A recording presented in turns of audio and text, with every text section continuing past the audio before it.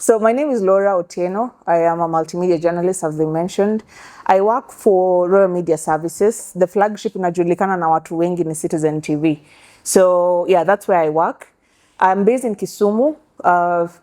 Some people say the correspondent, but I'm actually a reporter. There's a whole difference, but we can discuss that some other time.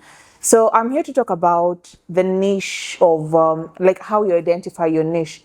So my story begins in 2015. Nilikuwa mwanafunzi bado Moi University. Pa kuna alumni. Hata niliona kwa news jana ni shule ambayo inafifia. But now sisi ndio alumni wenye ndo tuko ground. So yeah, that's where I studied a Bachelor of Science in Media Science. And I used to go to studio. We had a radio studio. It was for learning, of course. I think a lot of Mastinda Muliro mko nayo? Yeah. The radio like that, the station like the one you have. That is where I began training. You know, when you go to first year and then they tell you need to go for a voice test. Kila mtu anajaa huko, but then hapo is where they separate the chaff from the wheat. They say, no, sauti yako, yeah, it sounds like a radio story. You can proceed and you can be doing things. So fortunately, I was selected. My voice was good enough to be trained, because you can have a good voice, but you still need to be trained on how to handle yourself on air, to do all that. So I said, okay, fine. Then I said, maybe this is a sign, because initially when after Form 4 back in our days, I don't know, right now things have changed a bit. You're being selected, you were supposed to select, I think, like 4 courses after KCSE, depending on the grade you got. I got an A-. So I had wanted to be a doctor. I really wanted to be a doctor. Msinione hivi, mimi ni mtu wa maths. Yeah, so, but then I missed it by 1 point. So it was not possible. I tried selecting all these things, they were not working. So I sort of like lost hope. Nikasema, wacha tu nijaze zenye ndajaza so that deadline isinipite. And I think my first selection was even nutrition and dietetics or something like that, because I couldn't qualify for medicine. So I just selected random things. I don't even remember selecting journalism or anything at any one point. I really don't remember. But then that is the letter that came back. So I said, fine, let's just roll with it. So I get into first year, and then my voice has passed. So I said, okay, we'll see where this leads. So I'm trained, I'm given a show to shadow someone else, a morning show in Swahili now, because hakukuwa na watu wenye wanafanya Kiswahili. I said, well, let me accept the challenge. So we learn, I do production in radio. So that is where I really began, you know, active media production. So I did radio production for almost 3 years. So third year, venye watu wanaendanga internship. So of course the school sometimes selects. So they're supposed to give a list of names of the students who they think can fit in certain newsrooms. So my name was forwarded to go as an intern to Citizen TV. So we go there with an interview. Your school nilikuwa nimeng'ara, nimevaa kitenge. Now to check in, me and some classmates of mine, we go for the interview. First of all, the editor took one look at my CV and asked me, so you want to get into Citizen TV with a 1-page CV? I said, yeah, sasa tutadu. Na unajua hiyo CV kwanza ni ile inakuanga imeandikwa name, marital status. I mean, you're 18 but ushaandika marital status ni single, as if it, who would expect anything? Imagine sijui hobbies, sijui swimming. So imagine I filled all that in 1 page. And Rushdie was even, alikuwa ananishangaza, alikuwa na scrapbook. Me, I had nothing. It was just me. Mi nimefika hapo na CV yangu imejaa hobbies, vitu ulipata primary, you know, back in the bado time uko campus, the grade you got in KCSE is still very important. So that was still my biggest achievement. Akaniambia 1 page anyway, because so of course, you know, because an interview is interactive, so they can hear how you're talking. Akasema, well, I hear like your voice is good enough. You want to go to radio? I said yes, because that's all I know. I've been doing radio for these 3 years.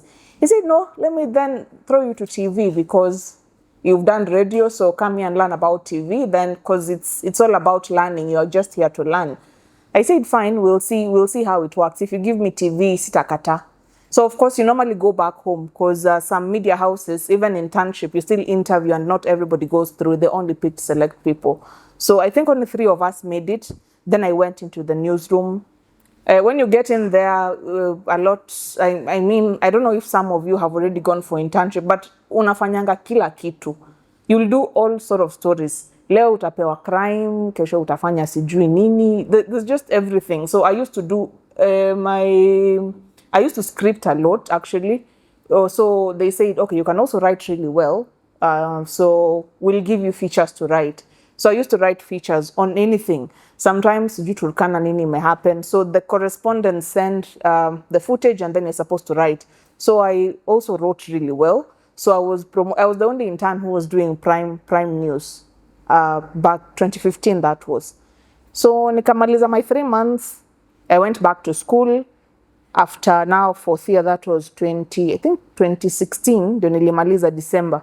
So I'm still at home napiga duster, siku hata nafikiria bearing inaendelea wapi. I think I was very unserious with life. I was just vibing kwenye wave itatupeleka, that's where we go. So I get a call from the managing editor who selected me for my internship. And he said, there's a job for you. I want you to come, because when I went into the newsroom as an intern, he went out for further studies, so we didn't quite work together. So akasema, because you were not here when I was not here when you were working. Now I want you to come and work when I'm here, so that I can really see how well you can manage. That was in April 2017. I was given a contract, I think for 6 months. That was when we had elections in 2017. So nikaambiwa kuja, we see how you can work. We are sending you to Kisumu. There's an editor that said, huyu mtoto mdogo anaenda Kisumu kufanya nini? There were big names for Nation. There's Ouko Okusa. Said Okusa is there. KTN had Rashid Ronald. KBC. There were some very established journalists who are here. So one editor said, huyu hawezi enda, huyu ni mtoto mdogo sana, huyu hawezi make. Huyu alikuwa anafanya stories za Safaricom za Shangwe. You know, this company stories. This is Shangwe mtaani ndo alikuwa anafanya tu. So honestly, how do we send her to such a big city with such a big assignment? But the managing editor said, I saw her work when I was on the other side, so I'm sending this girl to Kisumu. I came to Kisumu 2017, and those people, I think a lot of us live in Kisumu. Kisumu is bad with politics. Oh my God. Tear gas ni headquarter, hapa Kondele tu hapa chini. That is where all the action happens. So that is where I came in. That is where I began my contract. Yeah, it was a contract. So nikarushiwa tear gas. I was on TV every morning, 8 a.m. I remember the first time I did a live link. I went with actually nilikuwa na braids kama hizi. They were colored braids. Nimeshuka ban kubwa hapa nyuma. 2017, that was the in thing. It was really hot to have a big ban on your head like this. Kaenda nikafanya link yangu safi. I just got a call from the boss. And I was asked, what is that we saw on air? Your presentation is very good, but what are you wearing? What is that? You're not supposed to look like that on air. So I didn't quite have a lot of training in broadcast as in appearing on TV. So, and the newsroom is very brutal for those who are yet to come into the newsroom. Hakuna mwenye atakubembeleza akwambia, okay, now you know you're supposed to wear this. No. Utaulizwa tu sasa wewe, hii ndio umeona tu, hii ndio utavaa. It's a very, kama una roho ngumu, you can really give up and just like exit. So the boss scolded me very much, and she actually asked me, her name is Farida, she used to be a CS one time. She asked me, do you work with us? Unajua, my classmates see me on TV, kila mtu sasa ndo nimekuwa star wa darasa. You're the only person who made it when you're kwa TV tunaonanga, and the boss is asking you, do you work with us? Nikatetemeka, and I knew that is how my contract is ending. That is how it's ending. But then, of course, akanipigia makelele akakata simu. Then I knew I'm finished. The next call comes in is one of the editors says, send me your ID number. Nikajua bana wananilipa pesa yangu, and I think it was haikuwa pesa mingi sana. So wananilipa pesa yangu, nimeenda na my colored braids and my big bun. I'm done for. So they booked me a flight.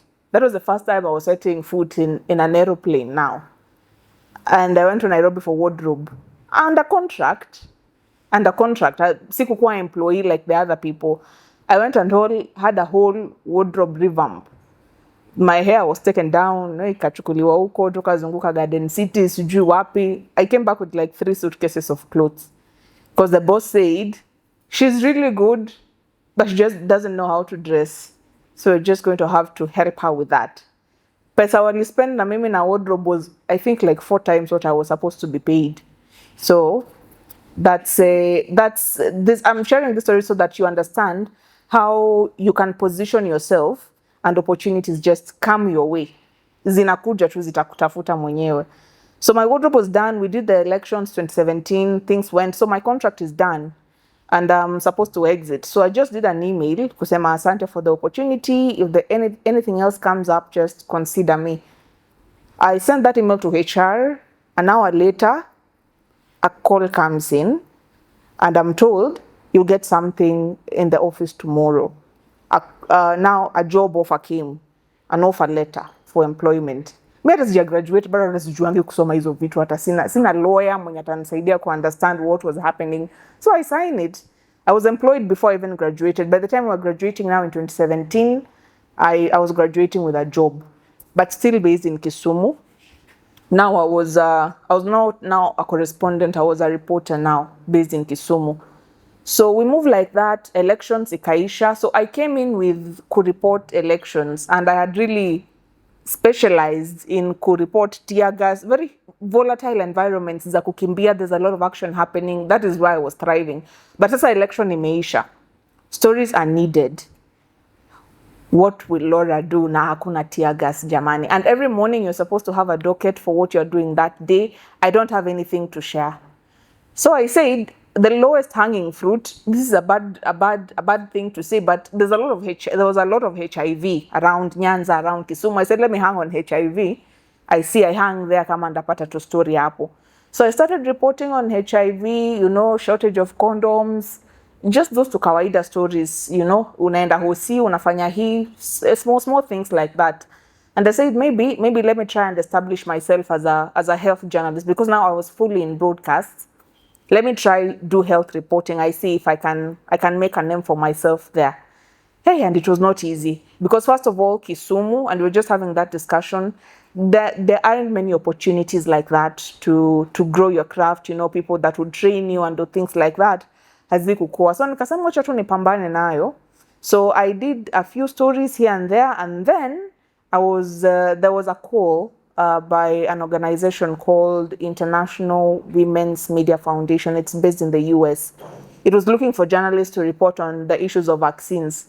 I said, bas. That time, I think it was now 2018, 2019, the malaria vaccine was quite new around Kisumu. I said, bas, let me hang on this.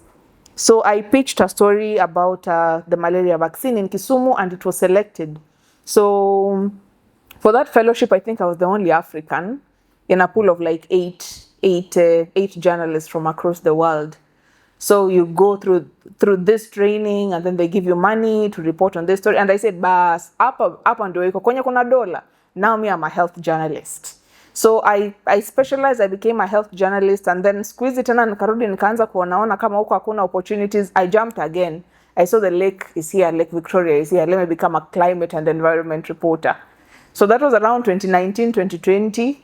So that is what I've been doing up to now. So these are about 6 years. I'm now a climate reporter, and that's my niche. That's what I identified with. When I saw what Irene posted and said broadcast, I said no. Nowadays, I think the space has evolved so much. When we say you're multimedia, you can do things on video, you can do podcasts, you can still write, but then the niche is now on what is it that you write on. So I write climate and environment now. I think I've been to 6 countries because of that craft, because of that beat. So there's a lot of opportunity. Once you start writing, and these countries that I've traveled to, I'm not traveling because I looked for them. It's organizations that look for you. And say, because now we saw you did a very nice story on something as basic as flooding Nyanyando. They tell you, please, can you come and talk to a panel about XYZ? Can you come? We can give you money to report on XYZ. So once you really set yourself in a certain niche, opportunities now just start flowing your way. Zinakuja tu zitakutafuta. I got another proposal from an organization still just called. We are working on something as well. Mtaona kitu kwa TV too very soon, but it's a fellowship is called Transatlantic Fellowship to report on the issues of climate change around Africa. So I'll be traveling around many countries. I didn't look for those guys. Me, I just usually need to happy. People just see you and then your email, because your work email is somewhere on the profile that you make. So kama umeshaanza niche, especially as a student right now, Rashdi said a lot of issues about social media now coming up as a very big space. There's a lot of opportunity. So once you shall identify that when mse mwenye unafanyanga stories, whatever it is that you want to specialize in, health or whatever, you have your own digital portfolio. People access you through there, and opportunities will just flow your way, and they're becoming like that. So in as much as we are talking about a shrinking newsroom and social media taking over, once you identify your niche, believe me, awezi lala njaa. You really will not sleep hungry. So yeah, I mean, once we open up the discussion, of course, we'll be telling more stories venye tunaweza saidiana in all this, and I'm really looking forward to collab, especially with students. Nyi ndo mnasoma sahi, mnaweza jua venye mood inaenda huko chini. I think we really need to work together so that as you grow your niche, you also work with those of us wenye ni wazee kidogo tumekaa. Our eyes might have cobwebs, so hatuwezi kuwa tunaona some other things. So I'm really looking forward to a lot of collaboration within this space so that we talk about the opportunities that exist, both for people already practicing media and those who are coming into the space.